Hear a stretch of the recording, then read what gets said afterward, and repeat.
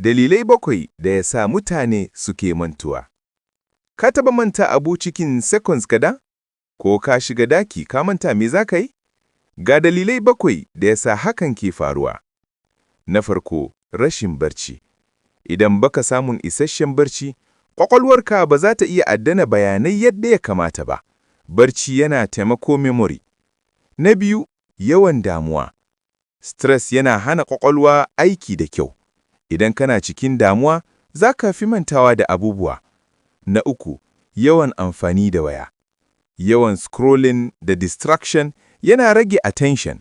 Hakan yana sa ka manta abubuwa cikin sauki. Na biyu, abinci mara kyau. Abinci mara gina jiki yana rage ƙarfin ƙwaƙwalwa.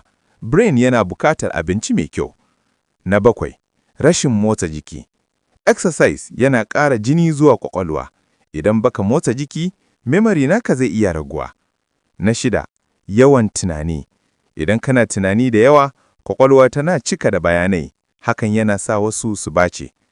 Na 7, rashin tsari. Idan rayuwarka ba ta da tsari, za ka manta abubuwa da yawa. Organization yana taimako sosai.